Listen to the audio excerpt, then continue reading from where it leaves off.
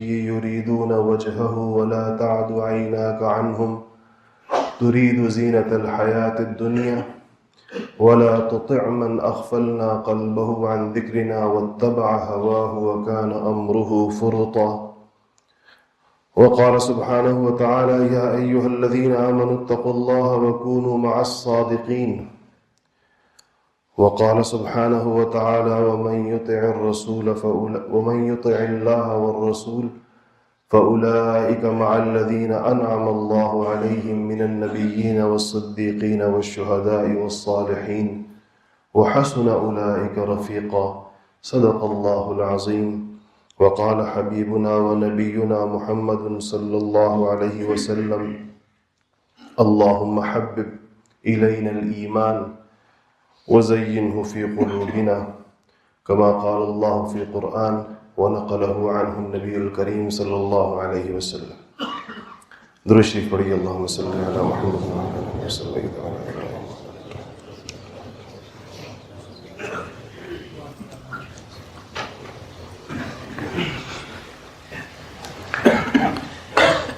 محترم بھائیو، دوستو، میرے بزرگوں، ہم دن میں کئی دفعہ اور نمازیں پڑھنے والے لوگ دن میں 20 دفعہ اللہ جل شانہ سے صراط مستقیم کا سوال کرتے ہیں کہ اہدنا الصراط المستقیم، یا اللہ ہمیں سیدھا رستہ دکھا دیجیے. اور پھر جو کلمات اللہ جل شانہ نے سکھلائے ہیں اسی میں آگے یہ ہے کہ صراط الذین انعمت علیہم، کہ اللہ یہ سیدھا رستہ ان لوگوں کا راستہ ہے جن پر آپ کا انعام ہوا ہے. ان پر آپ کا انعام ہوا ہے وہ لوگ سیدھے راستے پر ہیں، اور جن پر آپ کا غضب اور آپ کی لعنت ہوئی ہے وہ لوگ غلط راستے کے اوپر ہیں. تو جب ہم اللہ تعالیٰ ہی کے الفاظ میں، جو اللہ نے ہمیں الفاظ سکھائے ہیں، سورہ فاتحہ ظاہر اللہ تعالیٰ کی طرف سے نازل ہوئی ہے، پھر اللہ ہی کے حکم پر وہ نماز کے اندر رکھی گئی ہے اور ہر رکعت کے اندر رکھی گئی ہے، تو الفاظ بھی اللہ جل شانہ کے ہیں اور حکم بھی اللہ جل شانہ کا ہے. تو کیسے ہو سکتا ہے کہ وہ رستہ جو سیدھے لوگوں کا رستہ ہو اور جو سیدھا رستہ ہو وہ پتہ نہ چلے، اس کی سمت انسان کو معلوم نہ ہو، اس کی وضاحت انسان کو نہ ہو؟ یہ نہیں ہو سکتا. اللہ جل شانہ کی حکیم ذات کی یہ حکمت کے خلاف ہے کہ اس نے پھر ایک چیز کو اتنا زیادہ مانگنے کا کہا ہو اور پھر اس کا پتہ نہ بتایا ہو، اس کا انسان کو اندازہ نہ بتایا ہو، اس کے لیے کوئی رستہ نہ بتایا ہو. تو یہ جن لوگوں پر انعام ہوا ہے تو یہ کون سے طبقات ہیں؟ یہ جن کو ہم نے الذین انعمت علیہم کہا ہے، یہ کون سے لوگ ہوں گے جن پر اللہ جل شانہ کا اتنا اونچا انعام ہوا ہے؟ خود قرآن پاک نے اس کو ایک دوسری جگہ کے اندر باقاعدہ طبقات کے نام لے لے کر بتا دیا کہ یہ وہ لوگ ہیں جن کے اوپر اللہ جل شانہ کا انعام ہوا ہے. تو کہا ہے کہ اولئک الذین، یہ کون؟ فاولئک مع الذین انعم اللہ علیہم، کہ جو لوگ اللہ رسول کی پیروی کرتے ہیں تو وہ ان لوگوں کے ساتھ ہوں گے جن کے اوپر انعام ہوا ہے، اور وہ لوگ نبی ہیں اور صدیق ہیں اور شہید ہیں اور صالح ہیں. 4 طبقات کا بتایا: النبیین والصدیقین والشہداء والصالحین. اب ان میں سے ایک طبقہ تو ایسا ہے کہ جس کے افراد نے نہیں آنا دنیا کے اندر، یعنی انبیاء علیہ السلام کا سلسلہ اللہ جل شانہ نے بند کر دیا، نبی دنیا کے اندر نہیں آئیں گے. اور جن لوگوں نے نبیوں کی صحبت اٹھائی تھی ان کے لیے ایک خاص مقام اور مرتبے اور ایک نام کا عنوان طے ہو گیا اور وہ حضرات صحابہ کہلاتے ہیں. اور ان کے لیے جو لفظ صحابہ اختیار کیا گیا ہے وہ بھی اسی نبی کریم صلی اللہ علیہ وسلم کو دیکھنے، حالت ایمان میں آپ کی زیارت کرنے کی برکت سے ہے. یہ لفظ صحبت سے نکلا ہے اور صحبت دیکھنے کو اور ساتھ رہنے کو کہتے ہیں. تو وہ سلسلہ تو بند ہو گیا، یعنی اب کوئی شخص صحابی نہیں بن سکتا. اگر حضور صلی اللہ علیہ وسلم کی صحبت میں کوئی رہ سکتا ہوتا تو وہ صحابی بن جاتا، لیکن وہ اللہ پاک نے ظاہر ہے کہ بند کر دی. 3 رستے، 3 لوگ ایسے ہیں جو کہ ان کے بعد بھی، اور چونکہ یہ وہ لوگ ہیں جن کے ساتھ ہم نے ہونے کو مانگا ہے اللہ پاک سے، تو یہ لوگ رہیں گے دنیا کے اندر اور اللہ تعالیٰ کی طرف سے ان کا بندوبست رہے گا. ایک صدیقین ہے اور ایک شہداء ہے اور ایک صالحین. صدیق ایک مرتبہ ہے جو نبیوں کے بعد سب سے افضل مرتبہ ہوتا ہے. آپ اگر ذکر بند کر دیں، صرف بات سنیں، آپ نے ذکر کی آواز سن کے مجھے بھی آ رہی ہے تو اس میں مشکل ہوتی. تو سب سے بڑا مرتبہ جو ہے وہ صدیق ہے. انبیاء علیہ الصلوۃ والسلام کے بعد سب سے بڑا اونچا درجہ ہے، اور یہ لفظ نکلا بہرحال سچائی کے ساتھ کے لفظ سے ہے، صداقت سے ہے، کہ یہ وہ طبقہ ہے جو سر تپا سچا ہوگا اللہ تعالیٰ کے ساتھ، مخلوق کے ساتھ، دین کے ساتھ، شریعت کے ساتھ، اپنے باتوں میں، اپنے اقوال میں، اپنے معاملات میں، اپنی عبادات میں، ہر چیز میں جس کے اوپر سچائی کا غلبہ ہو جائے گا وہ صدیق کہلائے گا. اور حضرت سیدنا ابوبکر صدیق رضی اللہ تعالیٰ عنہ اس طبقے کے چونکہ سب سے اونچے فرد ہیں، اس لیے ان کے نام کا حصہ ہے کہ ان کو ابوبکر صدیق کہا جاتا ہے. یعنی دنیا میں انبیاء کے بعد یہ نہیں کہ صدیق ایک ہی ہوگا، یہ سارے صحابہ صدیق تھے. صداقت کا ظاہر بات ہے، آپ سوچیں اگر دنیا میں کوئی بڑے سے بڑا اللہ تعالیٰ کا ولی ہو اور بڑے سے بڑا نیک اور صالح آدمی ہو اور وہ مقام صدیقیت کو پہنچ گیا ہو کوئی اور بندہ، تو بھی ہمارے نزدیک وہ سب سے کم درجے کے صحابی سے بھی، اس سے سب سے کم درجے کا صحابی اس سے ہزاروں درجے افضل ہے. بڑے سے بڑے آدمی سے کسی نے حسن بصری جو کہ تابعین کے اندر بہت بڑے آدمی تھے، تو کسی نے پوچھا تھا ایک بہت بڑے عالم سے کہ حسن بصری کی تو اتنی زیادہ فضیلت ہے اور ان کے کلام کے بارے میں یہ آیا ہے اور ان کی زندگی اس طریقے کے ساتھ گزری ہے، تو کیا حسن بصری فلانے صحابی کے مرتبے کے برابر یا ہو سکتے ہیں؟ تو جواب دینے والے نے کہا تھا کہ حسن بصری اس صحابی کے مرتبہ تو دور کی بات ہے، وہ صحابی کے گھوڑے کی ٹاپوں کے نیچے آئی ہوئی خاک بھی ان سے افضل ہے. کہا کیونکہ وہ اس کو مرتبہ صحابیت ان کو حاصل ہے. کوئی بندہ بعد میں کسی بھی علم میں، فضل میں، تقوی میں، طہارت میں کتنی بھی ترقی حاصل کر لے، صحابیت کے مقام کو نہیں پہنچ سکتا، کیونکہ صحابی نے نبی کریم صلی اللہ علیہ وسلم کو دیکھا ہے اور اس فضیلت کا وہ اس کا مقابلہ نہیں کر سکتا، عبادات کے ذریعے سے، کمالات کے ذریعے سے، علم کے ذریعے سے، فضل کے ذریعے سے، یا کسی بھی چیز کے ذریعے سے. لیکن یہ دوسرا درجہ ہے. اور تیسرا درجہ جو ہے وہ شہداء کا ہے، اور چوتھا جو کہا گیا ہے وہ صالحین کہا گیا. صالحین سے مراد نیک لوگ ہوتے ہیں. صالح کا لفظ آپ نے سنا ہوا ہوگا، یہ نیک لوگ اس سے مراد ہے. ایک آیت میں نے آپ کے سامنے سورہ کہف کی پڑھی ہے، آج آپ ہزار نے سورہ کہف کی تلاوت کی ہوگی یا کریں گے بعد میں، جمعے کے دن کے معمولات میں سے.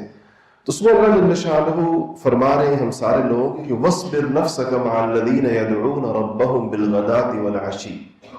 وَاصْبِرْ کا مطلب ہوتا ہے، صبر سے لفظ نکلا ہے کہ باندھے رکھو اپنے آپ کو، باندھ کے رکھو اپنے آپ کو، یعنی اس میں چاہے تمہیں ناگواری ہو رہی ہو، تمہارے نفس کے اوپر شاق گزر رہا ہو، تمہارے لیے مشکل پیش آ رہی ہو، تمہیں مجاہدے کا سامنا کرنا پڑ رہا ہو، پھر بھی وَاصْبِرْ صبر کے ساتھ اور پورے ضبط نفس کے ساتھ اپنے آپ کو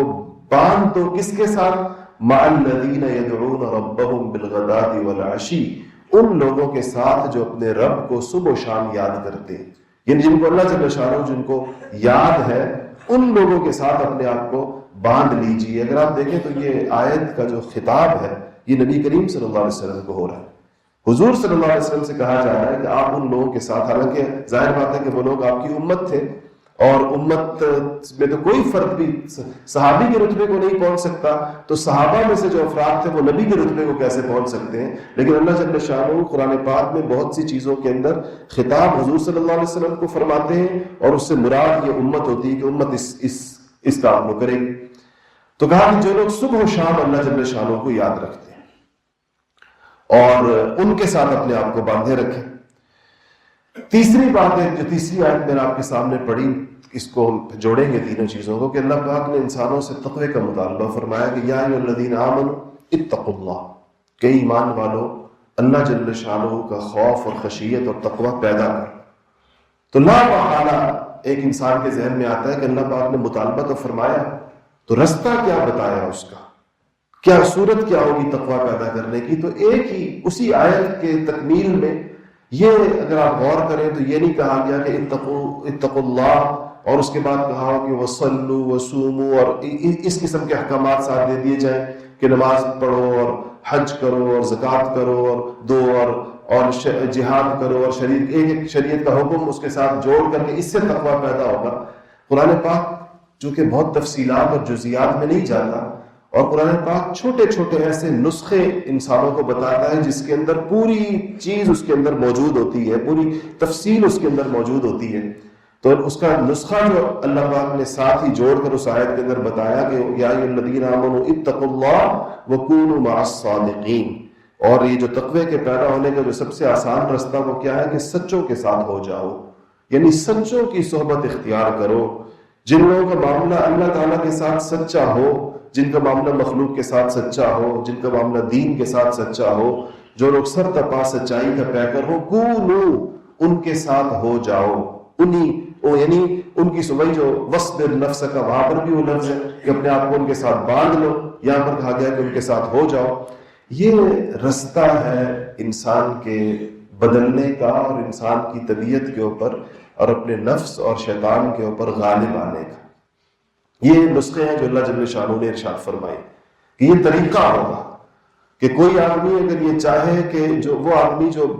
دیکھیں ہر انسان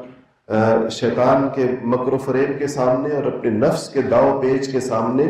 چاروں شانے چند ہوتا ہے۔ وہ محسوس کرتا ہے کہ مجھے یہ نفس اور شیطان جن راہوں پر لے کر جانا چاہتے ہیں وہ مجھے بھگائے لے جا رہے ہیں اس شاہراہ پر، اسی طریقے کے ساتھ میری ساری کی ساری زندگی گزر رہی ہے۔ لیکن وقتاً فوقتاً اس کو اللہ جل شانہ اس کے دل میں یہ احساس پیدا فرماتے رہتے ہیں کہ یہ اس کو خیال آتا ہے کہ یہ رستہ ٹھیک نہیں ہے، اس رستے کی بجائے مجھے درست رستے کے اوپر چلنا چاہیے، اور یہ اللہ تعالیٰ کا مجھ سے مطالبہ ہے۔ تو اس کے لیے جو اس کو سب سے آسان صورت ارشاد فرمائی ہے وہ یہ ہے کہ ان لوگوں کے پاس اٹھنے بیٹھنے کو اپنا معمول بناؤ جن لوگوں کو اللہ جل شانہ نے اپنے دین اور شریعت کی اس کا صحیح فہم بھی عطا فرمایا ہے اور اس کے اوپر عمل بھی عطا فرمایا ہے۔ یہ دو الگ الگ چیزیں ہیں، فہم شریعت اور شریعت کے اوپر عمل کرنا۔ فہم کہتے ہیں کسی چیز کا معلوم ہونا، کسی چیز کا علم ہونا۔ ہم جو لوگ یہاں پر آپ حضرات تشریف فرما ہیں، ہم میں سے بہت سارے لوگ ایسے ہیں جن کو شریعت کے بہت سارے احکامات کا علم ہے اور اس کی فضیلت بھی معلوم ہے، اس کا ثواب بھی معلوم ہے۔ اسی طرح شریعت کے ان احکامات کا بھی ہم سب کو موٹے موٹے تقریباً تمام احکامات کا ہم میں سے ہر ایک کو علم ہوتا ہے جس سے اللہ جل شانہ نے ہم کو منع فرمایا ہے۔ شریعت کے وہ احکامات جو عام طور پر لوگوں کو معلوم ہو، عام طور پر جس کے لیے کسی بہت زیادہ گہرے علم کی ضرورت نہ ہو، ایک عام مسلمان کی معلومات میں ہوتے ہیں، اس کو عام طور پہ معروفات کہا جاتا ہے۔ تو معروفات مثلا یہ کہ اب ہم میں جتنے لوگ یہاں بیٹھے ہیں اگر آپ غور کریں تو ہم میں سے کون ہوگا جس کو نماز کی فرضیت کا پتہ نہیں ہوگا، 5 وقت کی نماز ہونے کا پتہ نہیں ہوگا، جماعت کی اہمیت کا پتہ نہیں ہوگا، سچائی کا، امانت کا، رمضان شریف کے اندر روزے رکھنے کا، زکوٰۃ دینے کا، صاحب استطاعت کو حج کرنے کا۔ یہ ایسی چیزیں کہ ہر مسلمان کو معلوم ہے، وہ طبقہ نہ ہونے کے برابر ہوگا جس کے بارے میں کہا جائے کہ اس کو اس چیز کا علم نہیں۔ تو یہ معروفات کے ناطے ایسے ہی وہ مشہور و معروف گناہ جس سے اللہ جل شانہ نے منع فرمایا ہوا ہے اور ہر انسان کو اس کی قباحت اور اس کی شناعت معلوم ہے، وہ منکر کے ناطے اب یہاں بیٹھے ہوئے ہم سارے لوگ جو یہاں موجود ہیں، ہم میں سے ہر فرد کو یہ پتا ہے کہ زنا گناہ ہے، شراب گناہ ہے، جھوٹ بولنا گناہ ہے، خیانت گناہ ہے، چوری گناہ ہے۔ یہ کوئی ایسی چیز نہیں کہ کوئی ایک بندہ کھڑا کر کہے کہ مجھے تو آج پتہ چلا کہ یہ چیز گناہ ہے۔ اس کو منکرات کہتے ہیں۔ تو اگر آپ غور کریں تو ہم میں سے ہر شخص کا اپنے اپنے درجے کے مطابق ایک معروفات کی ایک بڑی طویل فہرست اس کے علم میں ہے، وہ اس پر عالم ہے، اس کو جانتا ہے۔ منکرات کی بھی ایک طویل فہرست اس کے علم میں ہے، وہ اس کا عالم ہے، اس کو جانتا ہے۔ لیکن یہ اس کا علم ایک طرف دیکھیں اور اس کا عمل دیکھیں کہ وہ عمل کن کن معروفات اس کے عمل کے اندر ہے اور کون کون سے منکرات سے وہ اجتناب کرے گا، تو یہ دونوں جو پیمانے ہوتے ہیں توازن اس کا درست نہیں ہوتا۔ انسان کا علم کہیں زیادہ ہوتا ہے، معلومات اس کی کہیں زیادہ ہوتی ہیں، اور اس کا عمل اس میں سے ایک بہت تھوڑے سے حصے کے اوپر ہوتا ہے۔ تو اس سے یہ پتہ چلتا ہے کہ علم اور عمل ایک دوسرے کو لازم ملزوم نہیں ہوتے، اور اللہ جل شانہ کا مطالبہ انسان سے یہ ہے کہ جو کچھ اس کا علم میں ہے وہ اس کے عمل میں بھی ہونا چاہیے۔ یہ جو آمنوا وعملوا الصالحات قرآن کے اندر جگہ جگہ کہا گیا ہے کہ وہ لوگ جو ایمان لائے، ایمان تو وہ وہی اللہ تعالیٰ کی وحدانیت اور ضروری عقائد کا علم ہے جس کو ایمان کہتے ہیں، پھر کہا کہ عمل بھی ان لوگوں کا اس کے اوپر۔ لیکن یہ پلڑے انسان کے غیر متوازن رہتے ہیں عام طور پر، ہر انسان اس سے ہر انسان اس آزمائش کے شکار ہے۔ تو دنیا میں اللہ جل شانہ نے انسانوں کے لیے بندوبست فرمایا ہے کہ وہ جب چاہے کہ وہ جب اس کی نیت کر لے کہ اس کا علم اور اس کا عمل جو ہے یہ برابر ہو جائے، کہ جن جن چیزوں کے اوپر اس کا علم ہے، جن کاموں کو اس کو کرنا چاہیے اور جن کاموں کو اس کو نہیں کرنا چاہیے، اس پر ایک عملی کیفیت اس کی پیدا ہو جائے۔ اس کے لیے جو سب سے سہل ترین اور آسان ترین رستہ بتایا گیا وہ نیک لوگوں کی صحبت ہے، وہ اللہ والوں کی صحبت ہے۔ حضرات صحابہ رضوان اللہ تعالیٰ علیہ مجمعین کو چونکہ اپنے یعنی کائنات کے اور روئے زمین کے سب سے افضل ترین انسان کی یہ صحبت مل گئی، ان کی خوش نصیبی تھی کہ وہ اس اللہ پاک نے ان کا انتخاب اس کے لیے فرمایا۔ حدیث شریف میں آتا ہے کہ اللہ جل شانہ نے صحابہ کا انتخاب فرمایا کہ یہ رسول اللہ صلی اللہ علیہ وسلم کے ساتھ ہوں گے، یہ وہ لوگ ہوں گے جو حالت ایمان میں آپ کو دیکھیں گے اور آپ کی بات سنیں گے۔ تو وہ ان کا درجہ اس وجہ سے اس قدر بلند ہو گیا۔ یعنی آپ اس سے اندازہ لگائیں کہ ایک فرد آئے اور آپ صلی اللہ علیہ وسلم کے پاس آیا اور اس نے ایمان لے آیا، اور ایمان لاتے ہی جیسا صحابہ کا عام طور پر معمول تھا کہ آپ کے ہاتھ میں ہاتھ دے کر وہ کلمہ پڑھا کرتے تھے کہ اشہد ان لا الہ الا اللہ واشہد ان محمدا عبدہ ورسولہ، محمد رسول اللہ، عام طور پر ہاتھ میں ہاتھ دے کر یہ کلمہ پڑھا جاتا تھا۔ تو اگر فرض کیجئے کسی شخص نے یہ آئے کوئی آدمی اور ایمان لائے اور ابھی آپ صلی اللہ علیہ وسلم کے ہاتھ میں اس کا ہاتھ ہو اور اس کا ہارٹ فیل ہو جائے اور اس کا انتقال ہو جائے تو اس کی صحابیت طے ہو جاتی، وہ صحابی سمجھا کیونکہ حالت ایمان میں دنیا سے چلا گیا۔ اور روئے زمین کے تمام اولیاء جنہوں نے 50-60 سال مجاہدے کی زندگی گزاری ہو وہ اس کے پاؤں کی خاک کے برابر نہیں ہو پاتے۔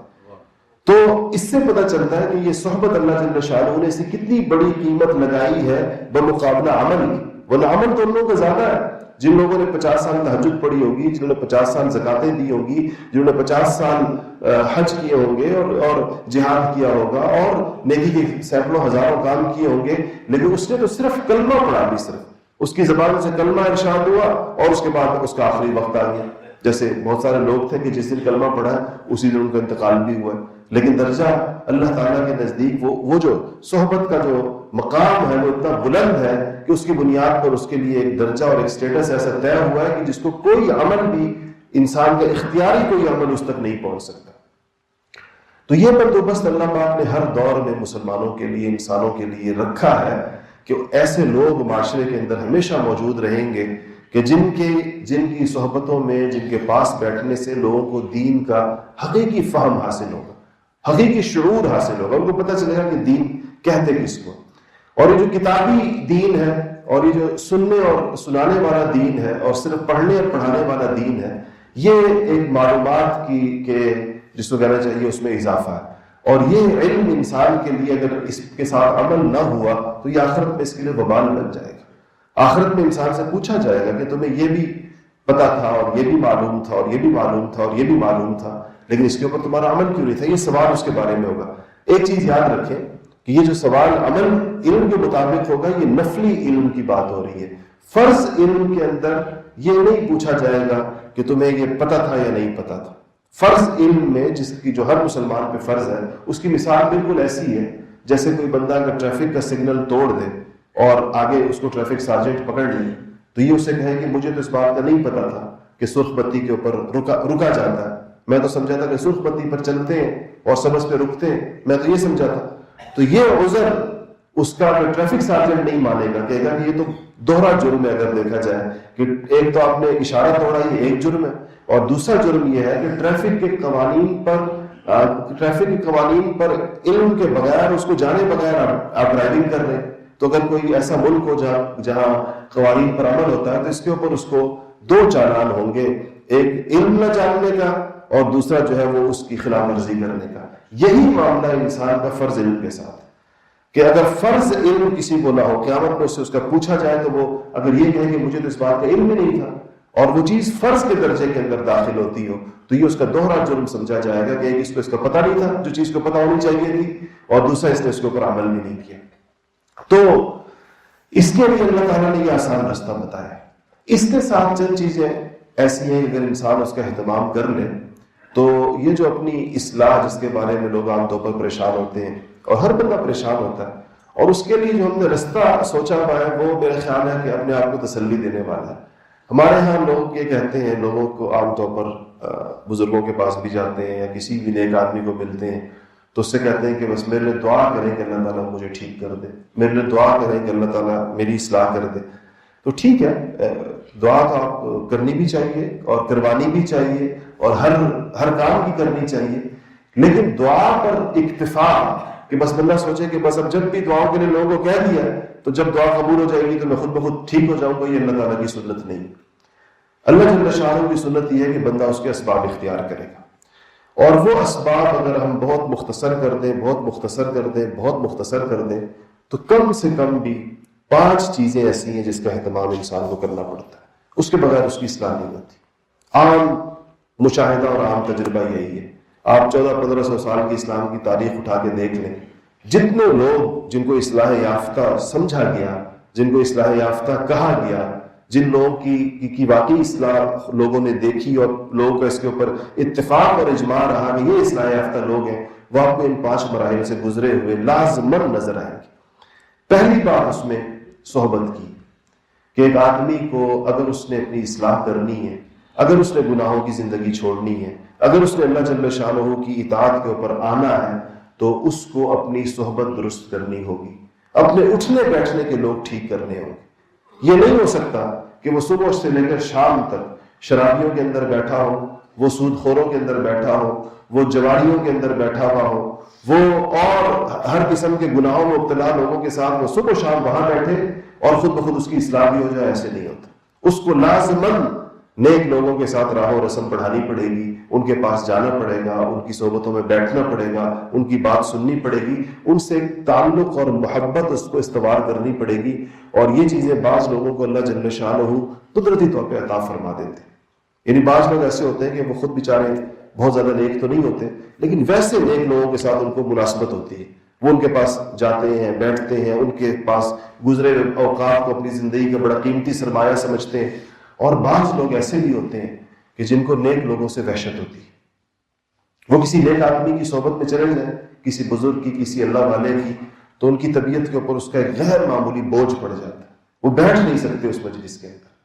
اور یہ کسی آدمی کی شقاوت کی اور اس کی بدبختی کی بڑی انتہا ہے کہ اس کے دل کے اندر اللہ تعالیٰ کے نیک لوگوں کے لیے کوئی نرمی اور گنجائش ہی نہ ہو۔ اس کو وہی جس طبقے کے اندر وہ صبح و شام رہتا ہے، اس کو وہی کے وہی لوگ پسند۔ تو پہلی چیز جو ہوگی اس میں وہ صحبت ہے کہ انسان کو صحبت اختیار کرنی پڑے گی۔ دوسری چیز اس کے ساتھ یہ ہے کہ اس کو اللہ جل شانہ کو یاد کرنا پڑے گا۔ اللہ تعالیٰ کو بھول کر انسان کی اصلاح نہیں ہو سکتی۔ یہ نہیں ہو سکتی کہ اس کو دن بھر اللہ یاد نہ آئے، دن بھر وہ اللہ تعالیٰ کا نام نہ لے۔ تو اللہ تعالیٰ کی یاد کیسے انسان کے دل میں قائم ہوتی ہے؟ وہ یہ کہ وہ اللہ تعالیٰ کا نام لیتا ہے، وہ اللہ تعالیٰ کو پکارتا ہے، اللہ جل شانہ کا ذکر کرتا ہے۔ جب وہ اللہ اللہ اللہ اپنی زبانوں سے کہتا رہتا ہے اپنی زبان سے، تو یہ اس کو اللہ تعالیٰ کی ایک یاد اس کو نصیب ہو جاتی ہے، اللہ تعالیٰ کا نام اس کے ہونٹوں کے اوپر آ جاتا ہے۔ یہ اس کے اندر دوسری شرط ہے۔ تیسری شرط یہ ہے کہ اس کو اپنی ہمت کو بروئے کار لاتے ہوئے، اس میں اس کو ہمت کرنی پڑے گی، اور ہمت کے علاوہ اس کا کوئی رستہ کتاب و سنت میں نظر نہیں آتا، اور وہ یہ کہ اس کو گناہوں سے ہمت کر کے اپنی دوری اختیار کرنی پڑے گی، چھوڑنا پڑے گا۔ یہ نہیں ہو سکتا کہ ایک آدمی، اللہ معاف کرے، آپ سوچیں ایک آدمی گناہ بھی کر رہا ہے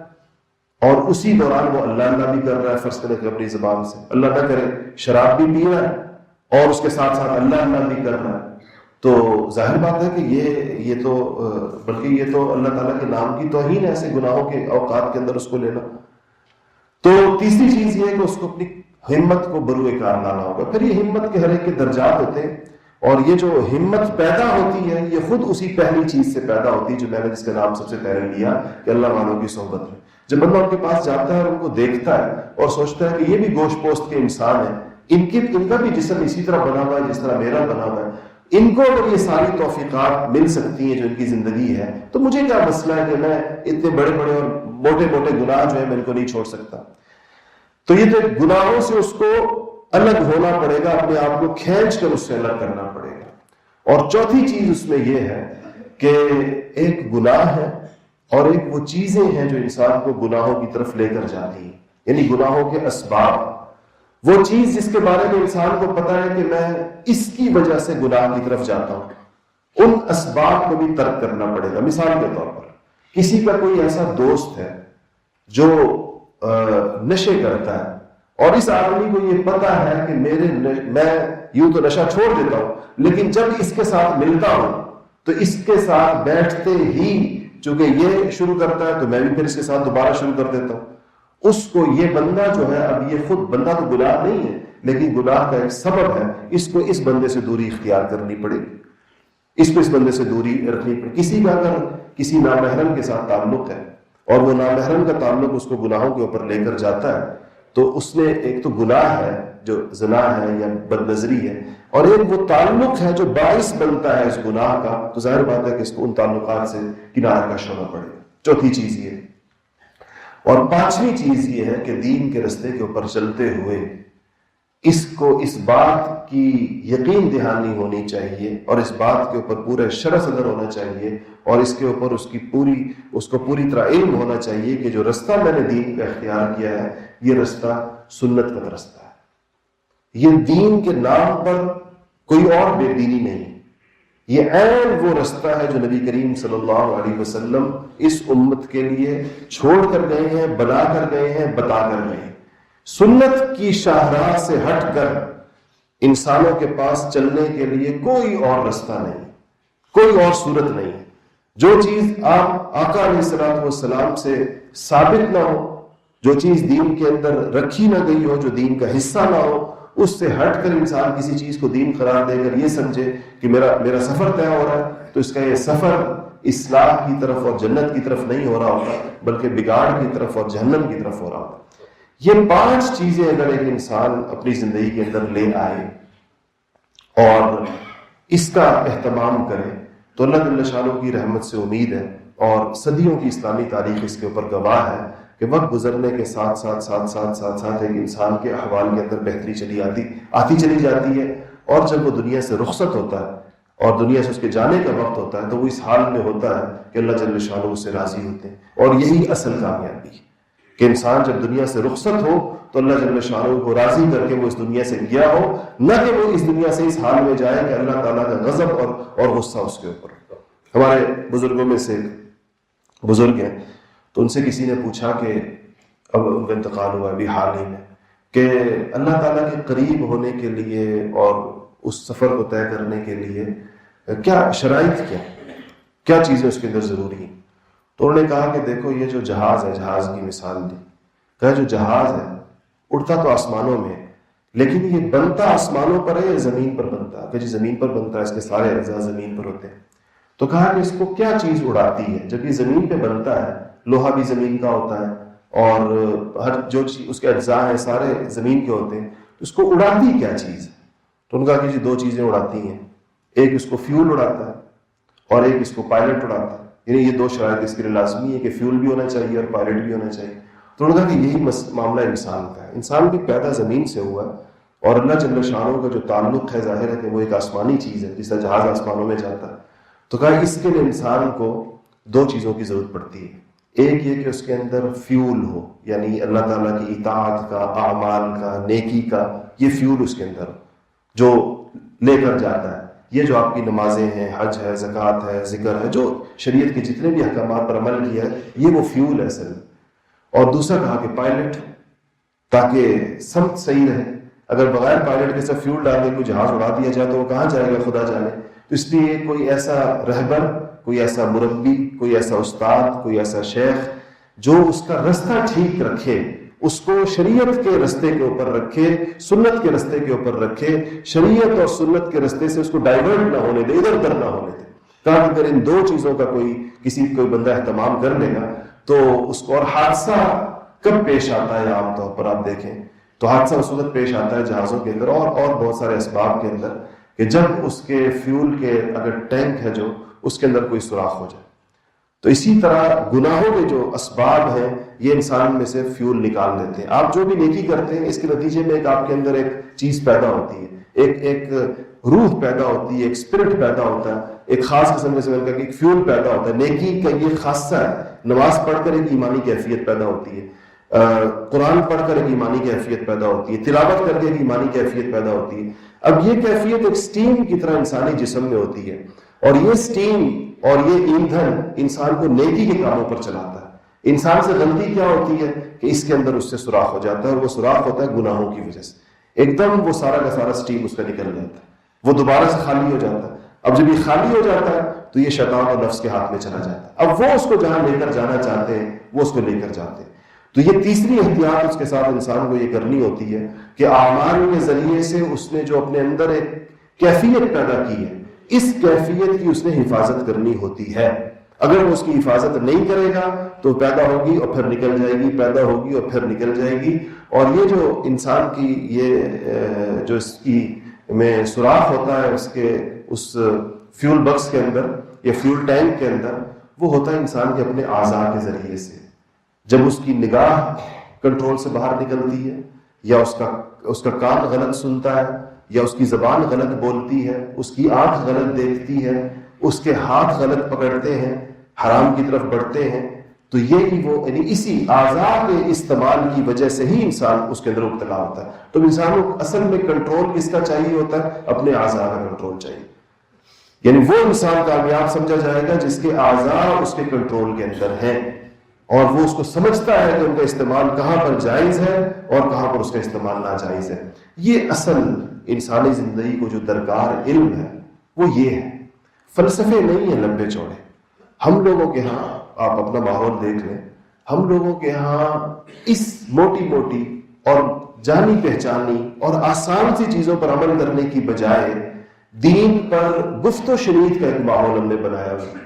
کسی کو بٹھا دیں تبصرہ کرنے کے لیے تو آپ دیکھیں ہم لوگ کیسے یعنی ہر بندہ لگتا ہے کہ مفتی اعظم ہے اور ہر بندہ شیخ الاسلام ہے. ایسے اس کے پاس معلومات ہوں گی اور ایسی وہ تاریخ بھی بیان کرے گا اور ایسے وہ اس کے اندر سے حکمتیں اور فلسفے نکالے گا کہ انسان کو تعجب ہوتا ہے. لیکن جب یہ جو سادہ سا ایک دین کا مطالبہ اور تقاضا ہے اس کی طرف انسان نہیں آتا. جو اصل اللہ جل شانہ سے پوچھ، اللہ پاک کسی سے بھی جب وہ اللہ کے سامنے کھڑا ہوگا تو اس سے اس کے ان فلسفوں کی بابت نہیں پوچھا جائے گا وہ دنیا میں جو بگاڑتا رہا، اس سے اس کے اعضاء کے استعمال کے بارے میں پوچھا جائے. سوال اس سے یہ سیدھے سادے قبر میں بھی ہوں گے اور یہ سیدھے سادے سوال اس سے آخرت کے اندر بھی ہوں گے. اپنے وقت کا حساب تو دیکھیں، حدیث شریف میں کتنے آسان سوال بتائے گئے ہیں. اپنے عمر کا حساب تو کہا جائے گا کن کاموں میں عمر گزاری، اپنے اعضاء کا حساب تو یہ جو کان ناک کیسے استعمال کیے اللہ تعالیٰ کے کہنے پر کیے نہیں کیے، اپنے مال کا حساب تو جو کمایا تم نے، اپنے خرچ کا حساب تو تم نے جو خرچ کیا وہ یعنی جو آیا تمہارے پاس اس کا حساب تو اللہ پاک کو کہ وہ حلال رستوں سے آیا یا حرام رستوں سے آیا، اور تم نے جہاں پر لگایا اس کا حساب تو کہ تم نے صحیح جگہوں پر لگایا تم نے غلط جگہوں پر لگایا. حدیث شریف کے اندر آخرت کے سوال و جواب کی یہی چیزیں بیان کی گئی. اور یہ بالکل سیدھی سادھی، اس کو سمجھنے کے لیے ایک عام دیہاتی جو بیچارہ بالکل کسان ہو، دیہاڑی دار مزدور ہو، اس کو بھی اگر آپ یہ بات سمجھائیں تو اس کو 5 منٹ کے اندر سمجھ میں آ جائے گی. کوئی اس کے لیے کوئی بہت بڑا پیچھے غیر معمولی بیک گراؤنڈ نہیں چاہیے ہوتا. اتنا اللہ جل شانہ نے دین کو آسان کیا. جب ان آسان چیزوں پر ہمارا دل نہ لگے اور ہمیں پیچیدہ چیزوں میں ویسے ہی اس کے اندر گفت و شنید کے اندر مزہ آئے تو ہم سمجھ لیں کہ ہم عمل سے بھاگ رہے ہیں